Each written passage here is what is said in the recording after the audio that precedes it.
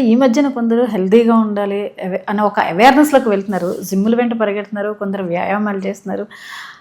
Energy కోసం తీసుకునే protein drinks గురించి ఏం చెప్తారు? అసలు ఎనీథింగ్ నాన్ ఫార్మల్గా ఉండేటివి నేను ఐ డోంట్ లైక్ ఇట్. ఇప్పుడు ప్రోటీను గుగ్గిళ్ళలో ఉంది, బఠానీలో ఉంది, పల్లీల్లో ఉంది, శనగల్లో ఉంది, కందుల్లో ఉంది, ఉలవల్లో ఉంది. వాటితో గుగ్గిళ్ళు చేస్తారో, స్వీట్ చేస్తారో, అది ఇంకేదైనా వడలు చేస్తారో, ఏదో అలసందలు వడలు ఏమో చేస్తారు కదా. బాగా రోజు పెట్టాలా. సాయంత్రం వచ్చేప్పటికి ఏదో గుగ్గిళ్ళు, అన్ని గుగ్గిళ్ళు, జొన్న రొట్టె, అంత ఆకుకూర, ఒక నువ్వుల లడ్డు, 2 రోజులు నువ్వుల లడ్డు, 2 రోజులు పల్లీల లడ్డు, 2 రోజులు కొబ్బరి లడ్డు. అన్ని న్యూట్రిషన్ వస్తుంది. మంచి బెల్లం వేసి చేస్తే. నువ్వుల్లో కాల్షియం ఉంది, బెల్లంలో ఐరన్ మినరల్స్ అన్నీ ఉన్నాయి, పల్లీలో ప్రోటీన్ ఉంది, కొబ్బరిలో బ్రెయిన్కి పనికొచ్చే టానిక్ ఉంది. కొబ్బరి సూపర్ టానిక్ అని ఇప్పుడు 2 రోజులు కొబ్బరి తింటే హార్ట్ పోతుంది ఇది అని చెప్పినారు. ఇప్పుడు కొబ్బరి సూపర్ ఫుడ్ అని చెప్తాను. డాక్టర్ బిఎం వెంకటే గారు పద్మ విభూషణ్ వచ్చింది ఆయనకు, గవర్నమెంట్ ఆఫ్ ఇండియా. ఆయన కొబ్బరి సూపర్ ఫుడ్, కొబ్బరి నూనె సూపర్ ఫుడ్ అని. మేము పొద్దున్నే రోజు అంత కొబ్బరి నూనె తాగుతాం. సాయంత్రం పూట ఇంత ఆముదం తాగుతాం ఒక స్పూన్ డైలీ.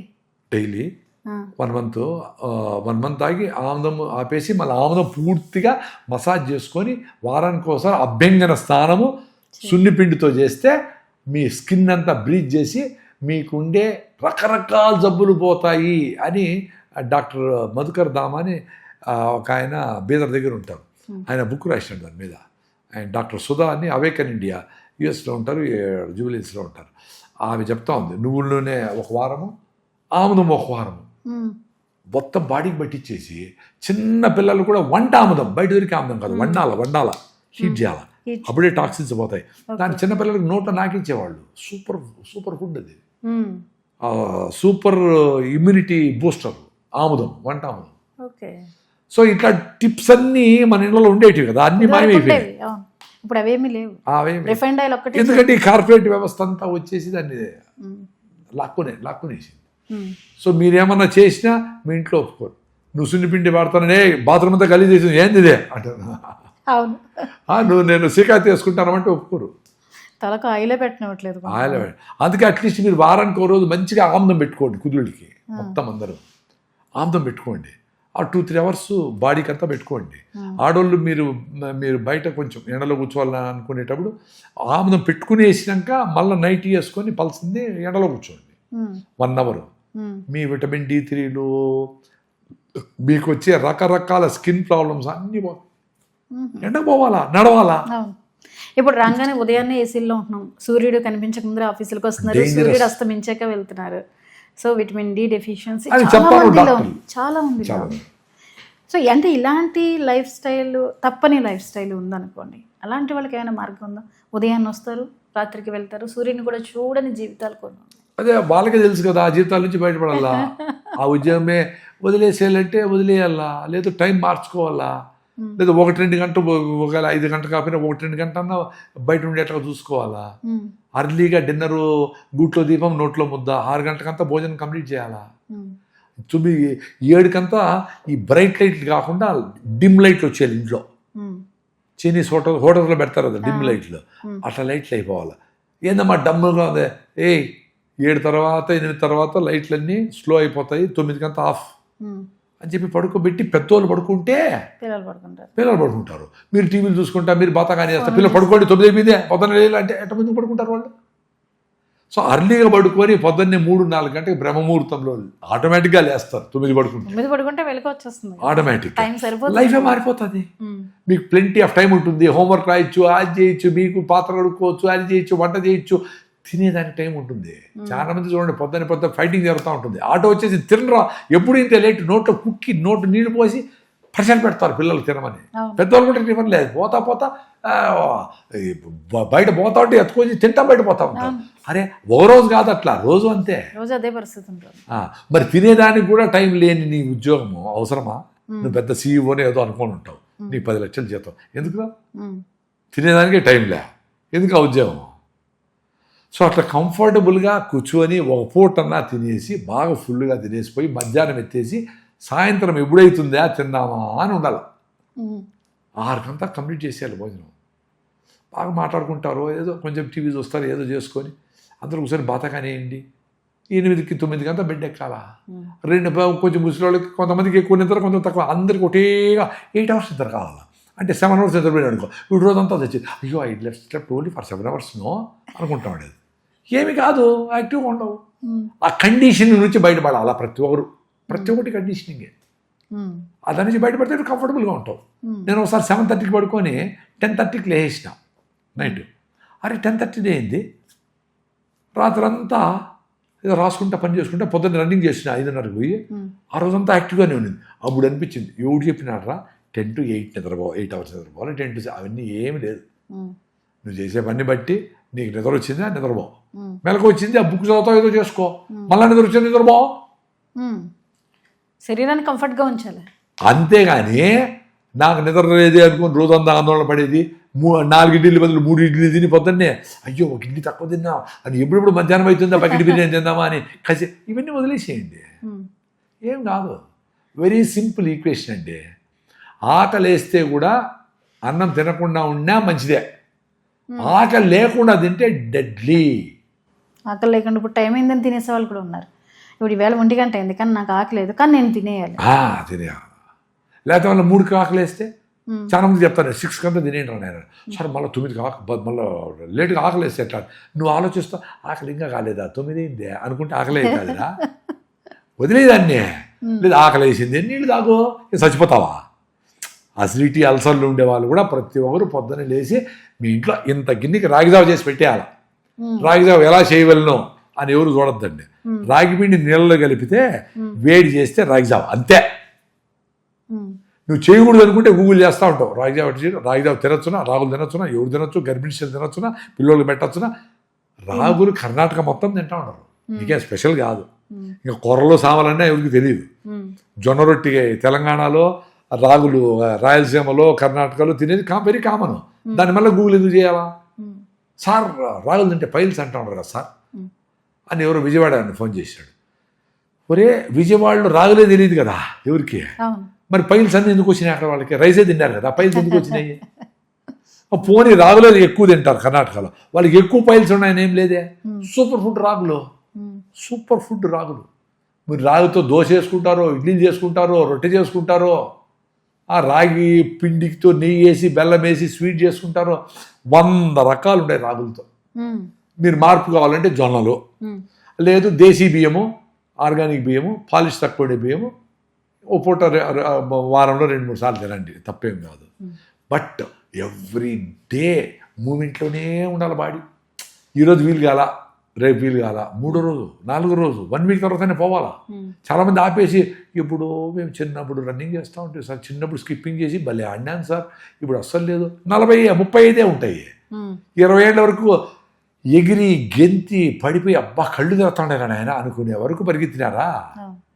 30 ఏళ్ళు వచ్చి జాబ్ వచ్చి డబ్బులు వస్తానే నడిస్తే ఆయాసం వస్తుంది సార్. నువ్వు నడవలా అందుకే నడిస్తే ఆయాసం వస్తూ ఉంది, మెట్లు ఎక్కలా అందుకే ఆయాసం వస్తూ ఉంది. ఇది కామన్ సెన్స్ కదా. ఇప్పుడు 30 ఏళ్ళకి ఏజ్ అయిపోయింది అంటున్నారు. మళ్ళీ ఎందుకు ఈ బాడీని కుసిపెట్టినావు, డెత్ లెగ్ తీసుకుపోయినావు.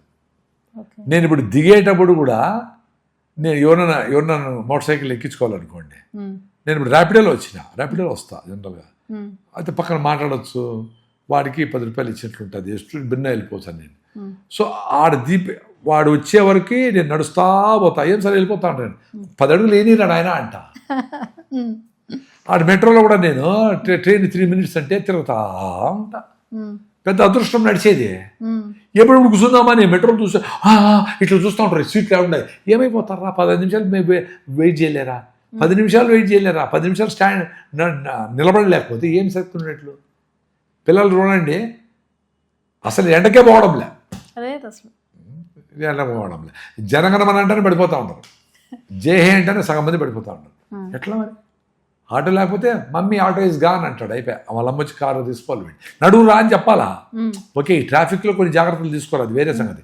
నేను చెప్పేది ఊర్లో పిల్లలను కూడా ఆటో మా ఇంటి దగ్గరికి వచ్చి తీసుకో మా పిల్లోడిని, ఆడిపోయి నడవండి, మీ పిల్లోడి మంచిది కదా, బుగ్గులు ఎత్తుకొని బరువు నడవండి, ఫ్యూచర్లో బరువు ఎత్తుకొని నడవాలా, కుటుంబ భారాలు మోయాలా, బస్తాలు మోయాల్సి వస్తుందేమో తెలియదు. కాబట్టి నడిచేది కష్టపడేదాన్ని ఎంజాయ్ చేయమని చెప్పాలి పిల్లలకి, చెమట కారేదాన్ని ఎంజాయ్ చేయమనాలి. కష్టం లేకుండా పెంచిన మా పిల్లలంటే చాలా కష్టపడతారు. ఇప్పుడు ప్రస్తుత కాలంలో కెమికల్ ఫుడ్స్ ఎక్కువైపోయినాయి, రసాయనాలు, ప్రతి దాంట్లోనే రసాయనాలు. ఏ ఫుడ్ తీసుకోవాలన్నా న్యాచురాలిటీకి చాలా తక్కువ ఉన్నాయి, న్యాచురల్గా సహజంగా పండించినాయి. సో దాని నుంచి ఎలా బయటపడాలి అసలు?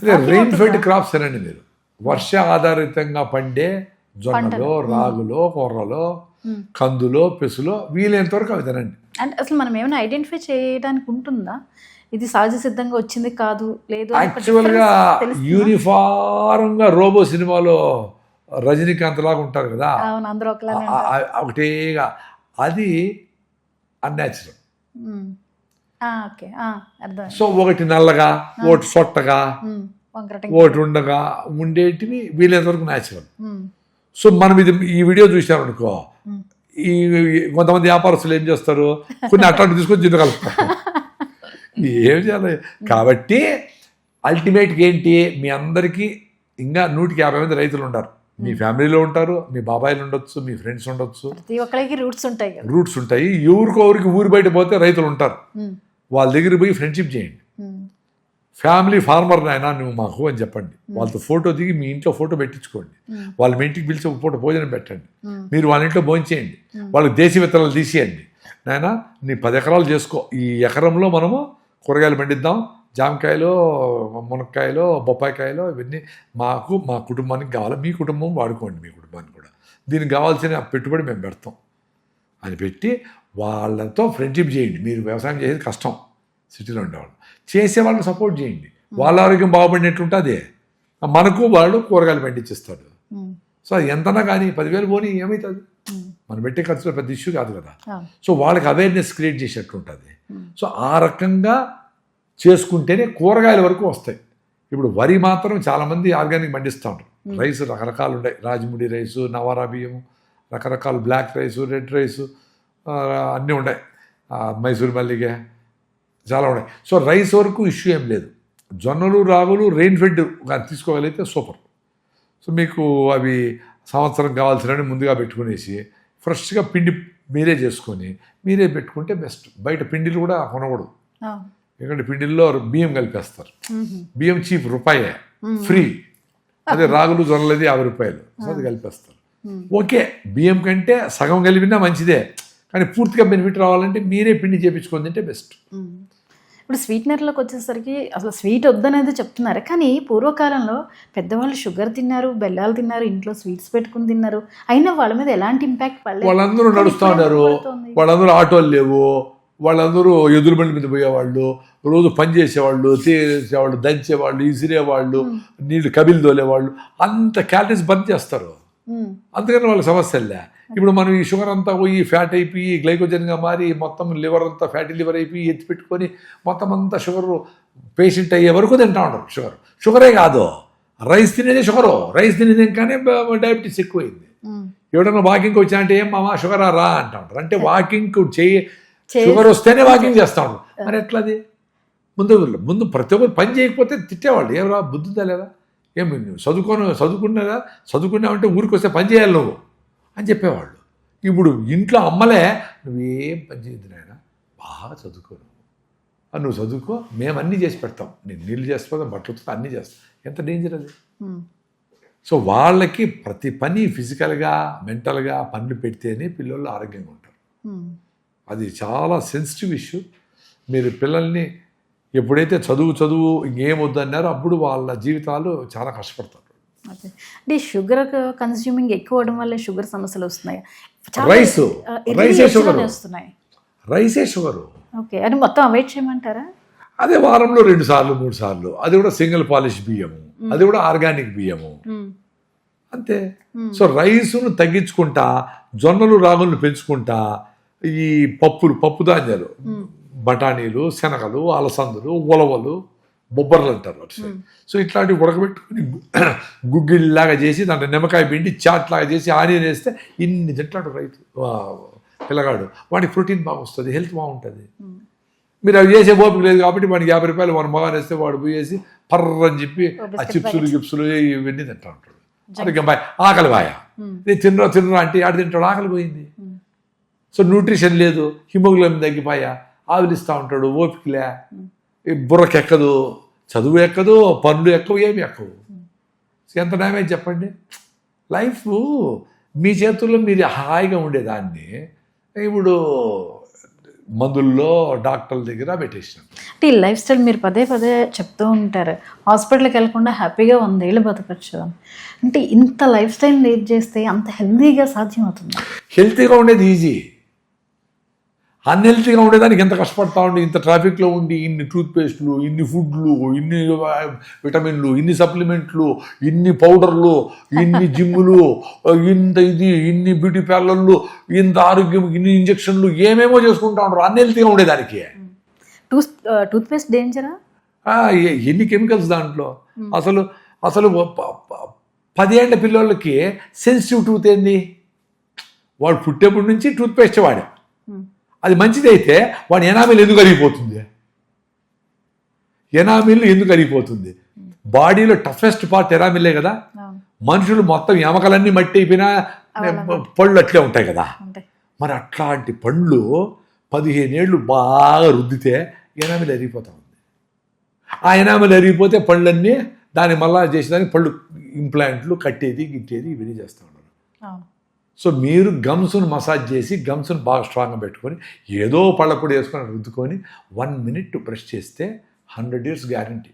మరి ఎవరు చెప్తారు ఈ పేస్టే ఇంత పేస్టే ఈ బ్రష్ వాడు ఇట్లా పోయే బ్రష్ వాడు? ఏందిరా అసలు ఏం చదువు మనకు విజ్డమ్ ఇస్తూ ఉందా? అవేర్గా ఉండండి, ఆలోచించండి. నేను చెప్పేది బొగ్గేసి రఫ్గా తోలి ఎనామిల్ పాడు చేయద్దని చెప్పలా. ఏదో పళ్ళపొడి ఏమీ లేకపోతే ఆ త్రిఫల చూర్ణం వేసుకొని రుద్దితే కూడా చాలు. అసలు ఏళ్ళతో రుద్దితే కూడా చాలు, ఏమీ అవసరంలే. ఏదో వాసన వస్తుంది నోరు, నీ నోరు వాసనే కదా.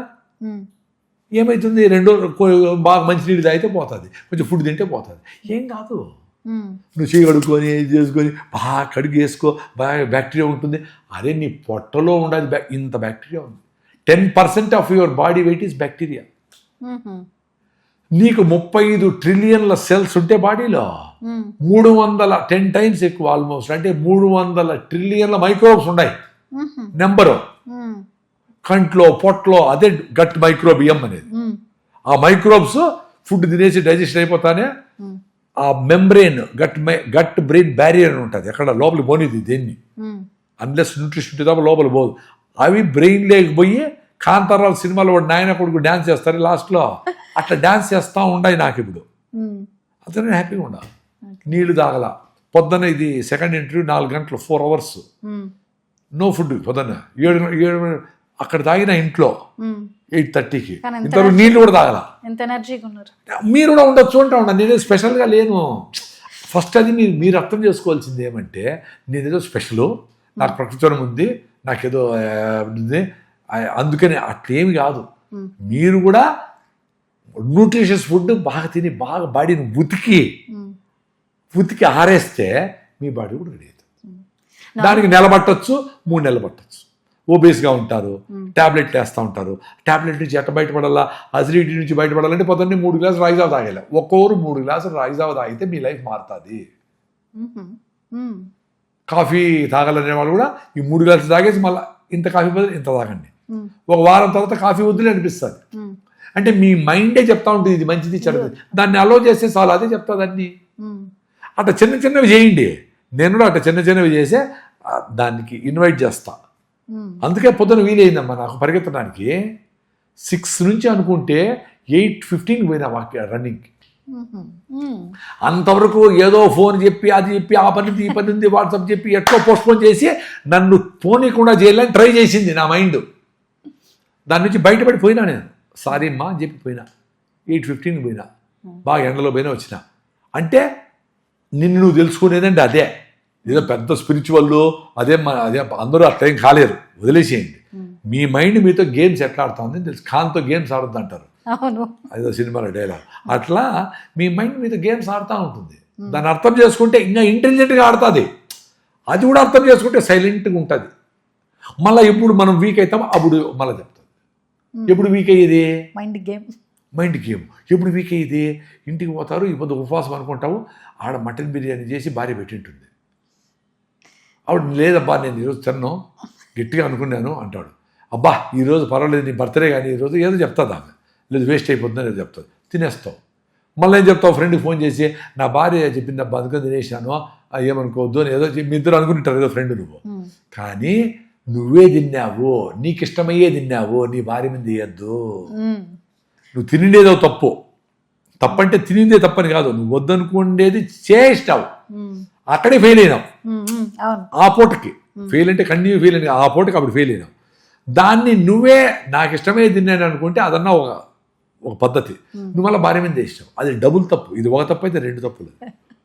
సో నువ్వు పొద్దున లేని దానికి, నువ్వు వాకింగ్ చేయని దానికి, నీ కంట్రోల్లో నువ్వు లేనిది, నీ ఆరోగ్యం కోసం నువ్వు నీదే, నేను మా ఇంట్లో సమస్యలు ఉన్నాయి, నాకు ప్రమోషన్ రాలా, మా అమ్మాయి పెళ్లి కాలా, ఇవన్నీ నువ్వు వాకింగ్ పోద్దని చెప్పినారా? మీ అమ్మాయి పెళ్లి కాకపోతే నీ వాకింగ్ ఏం సంబంధం? నువ్వు వాకింగ్ పోతే నీ మైండ్ ఇంకా షార్ప్గా ఉండి ఇంకా బెటర్గా ఆ ఇష్యూస్ని సాల్వ్ చేస్తుంది. అది అర్థం చేసుకుంటే చాలు. మేమేదో స్పెషల్గా పుట్టినాము అని ఏం లేదు, నేచర్ మమ్మల్ని స్పెషల్గా ఏం పెట్టలా. మేము దాన్ని అర్థం చేసుకొని మాకు వచ్చిన పల్మనరీ ఎంబాలిజము, అసిడిటీలు, అల్సర్లు, ఈ రాగి జావతో, కొర్రలతో, సామలతో పోగొట్టుకొని ఉపవాసం ఉండి కూడా బాగుండి ఉపవాసం ఉండా. నిన్న సాయంత్రం 8కి తిన్నా, 8:39 అనుకోండి, 9 కంప్లీట్ అయింది. ఇప్పటివరకు ఏమి ఓన్లీ వాటరే. నాన్ వెజ్ తినమంటారు వద్దంటారు? నేను నాన్ వెజ్ తిన్నాను, జీవహింస అని వదిలేసిన. ఆరోగ్యపరంగా తినొచ్చా? ఆరోగ్యపరంగా కూడా వెజిటేరియనిజమే, హోల్ ప్లాంట్ డైట్ అని ఇప్పుడు మొత్తం ప్లాంట్ ఫుడ్స్తోనే బాగా మజిల్స్ జిమ్ చేసేవాళ్ళు కూడా వచ్చేసినారు. మొత్తం వెజిటేరియన్తోనే జిమ్ చేసేవాళ్ళు వచ్చినారు. సో 2-3 రకాలుగా నేను వెజిటేరియన్, నేను నాతో నేనే మంచిది అనుకుంటా. ఒకటి వచ్చి నేను హెల్తీగా ఉండా, నాకు మజిల్స్ రావాలని అనుకోవాలా, నేను 10 కిలోమీటర్లు పరిగెత్తగలుగుతా ఉండా. మూడోది చాలా ఇంపార్టెంట్, మళ్ళా తినాలనిపించదు వెజిటేరియన్ అయితే. ఒకసారి ఫుడ్ తినేస్తే మళ్ళీ తినాలనిపించదు. అదే నువ్వు చికెన్ తిన్నావనుకో, మళ్ళీ సాయంత్రం ఫిష్ అనుకో, మళ్ళీ తినాలనిపిస్తుంది, మళ్ళీ మటన్. సో అట్లా క్రేవింగ్, ఆ డోపమైన్ కిక్ వస్తుంది మటన్లో. సో దాంతో ఎక్కువసార్లు తినాలనిపిస్తుంది, అనవసరంగా తింటాం. ప్లస్ వెజిటేరియన్కి నాకేదో కొన్ని ఎగ్జాంపుల్స్ ఉన్నాయి. వెజిటేరియన్ అనిమల్స్కి అన్నిటికీ ఇంక్లూడింగ్ హ్యూమన్స్కి సైడ్ కదులుతుంది ఇట్లా. అదే నాన్ వెజిటేరియన్స్కి పైకి కిందకి కదులుతుంది. కుక్కలకి అన్నిటికీ పైకి సైడ్ కదలదు, కింద కదలదు. ఇంటెస్టిన్స్ లోపల పొట్ట పేగులు లాంగ్ ఉంటాయి మనకి, ఆవులకి, మేకలకి, గొర్రెలకి అన్నిటికీ లాంగ్ ఉంటాయి. 6 meters అంటే ఆల్మోస్ట్ 20 feet ఉంటాయి. అదే మీకు కుక్కలకి, నాన్ వెజిటేరియన్ జంతువులకి అన్నిటికీ షార్ట్ ఇంటెస్టిన్. నాన్ వెజిటేరియన్ తినేటివన్నీ నీళ్లు తాగవు, గతుకుతాయి, అట్లా కొంచెమే తాగుతాయి.